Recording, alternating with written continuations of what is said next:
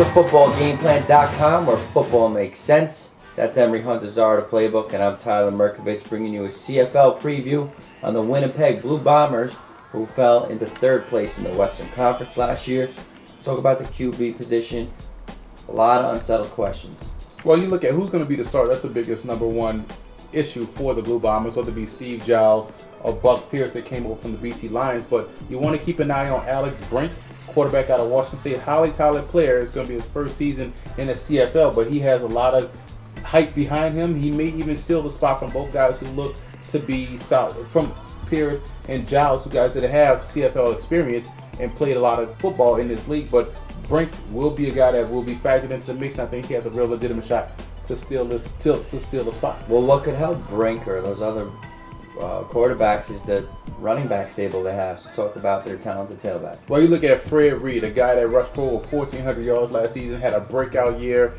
Well, close to 1,400, 1,371 fell just a bit short, but 1,400 yards I'm going to call it because I'm a former running back myself. But he has the opportunity to build on that success, and he has a guy that's pushing him, so that's going to help out that running game a lot. In Vincent Bernard out of Oregon State, got his 5'10", 210, so he had over 300 yards rushing last season. So the running game is going to help out whoever's going to be back there at quarterback. Way to get that punch in there. A running back puncher. Oh, yeah. Matt Siegel, the Void, wide receiver. He was a great wide receiver for this team. He left 2 years ago, and they still really haven't found replacements for him. So talk about the wide receiver. Well, I think they have solid replacements. You look at Terrence Edwards last year, over 900 yards. Didn't quite get set. No receiver got to 1,000 yards last season, but Terrence Edwards over 900 yards receiving out of Georgia. Talented playmaker. You also look at Darius Bowman, 6'4", 220, a guy that is physical and also has speed to take the distance when he gets deep on top of the secondary corners and safety. So, and they also drafted a rookie in the second round, Corey Watson.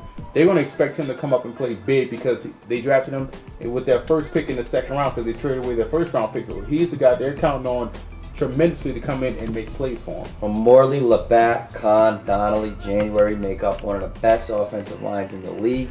So talk about their play. Well, that's the arguable point, best line in the league, but that's the best unit on this team is that offensive line. All 5 starters returned. That's what you mentioned. So those guys are going to help out that transition for whoever's going to be back there at quarterback, whether it be Giles, Pierce, or Brink. So that offensive line, that continuity with the running game is going to easily help out the passing game. You're going to see both wide receivers benefit from that, consistency on that offensive line. On the defensive side of the ball, the strength is the secondary with their talented defensive backs.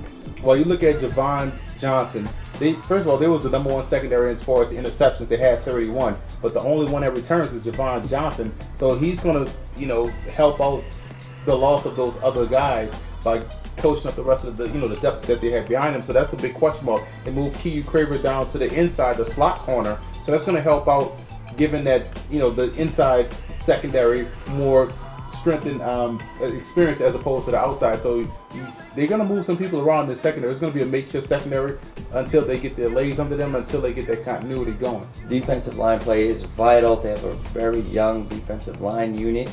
Talk about it. Well, they started to come along late. They got a lot of young players that they were able to play last season. So last year, as the season progressed, they started to make more plays, more consistency on that defensive line. So you hope in the offseason they're able to improve on the success they built throughout the season. But I do like Doug Brown, 6'8", 290.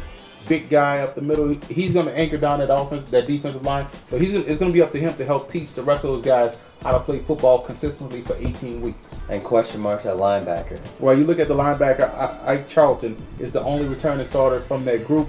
So that's going to be tough because they had a lot of good linebackers that they lost in free agency. But they did sign Ryan Wallace from that formerly played in the NFL for the Pittsburgh Steelers. So he's going to come in and have some say-so in that position. So you team him up with Ike Charlton. Now you have a formidable linebacking core, but they need to get more production out that second level of that defense. And what do you see for the Blue Bombers? What's your prediction? Well, I think the Blue Bombers have an opportunity to make some noise. They only finished 7-11 last season, so they were this close. They just have to be consistent, get consistent play from the quarterback spot. 6 different guys took snaps at quarterback last season for the Blue Bombers. That has to stop. They have to get one guy back there. So their success depends on the quarterback. So I think until they figure it out, they could have more of the same. But I think they'll finish on the plus side this year. Maybe 11-7 as opposed to 7-11. For more Canadian Football League coverage, visit footballgameplan.com/CFL or visit our YouTube page at youtube.com/footballgameplan.